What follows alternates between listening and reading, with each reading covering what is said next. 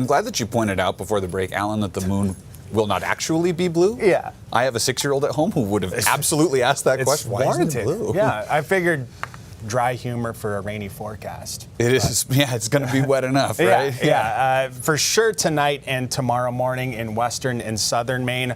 The rain where it is right now, it's not going to move a whole lot more to the east. It's going to hang out west, and that has to do with the track that the system inducing this rain will take. The center of the low is up in Canada still. You see where the lightning is? That's going to track south and it'll track west of Maine, and that'll keep the rain, again, confined mainly to the western portions of the state. There are some downpours right now north of Route 2, places like Farmington, Rumford, getting into some of that, and that's going to continue as we head into the overnight time frame. And I do think that several inches of rain will fall in western and southern Maine as this low tracks right by the western parts of the state, very close to the western border. But you see how all of it is focused in that part of the state and into New Hampshire. Northern and eastern Maine, this will not be your system. The wind will also be focused in that part of the state. Southwestern Maine, some gusts 40 to 50 miles per hour. Still breezy, but not to the extent that southern Maine will feel up in the northern and eastern parts of the state. Given this wind speed, again, could have some trees that may fall, and if it falls on a power line, then you could have some isolated power outages.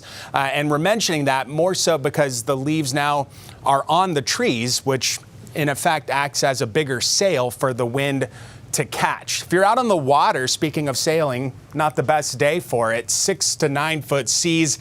Gale warnings will be up for a majority of the morning and into the early afternoon. And we could see some wind gusts out of the east to northeast, 50 knots or even more if you're offshore tomorrow. So that rain focus to the west and south, it starts to taper as the morning comes around. And I think by noontime it's done.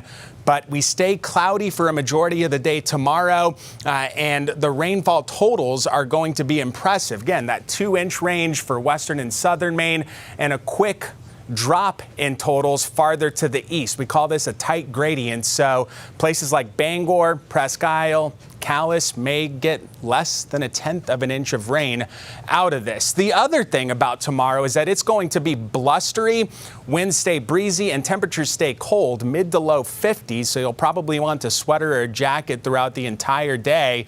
Nicest part of the weekend looks like Sunday morning, but into the afternoon, more pop-up showers or storms come in, and that will also be in play for western Maine and not as much in the eastern parts of the state. I'm going 6-1 on the nometer. It's not a wash, but there's definitely room for growth with respect to how nice the weekend looks. After the weekend, we stay marginally unsettled Monday, Tuesday. None of the days are a wash in terms of rain. It also stays cool first half of next week, but we may bounce right back into the 70s and 80s by this time next week. I respect a 6.1 because of the consecutive hours without rain. Yeah, some on the front, some on the back, but exactly, I respect 6.1. Glass is half full. Indeed. Thanks, Alan.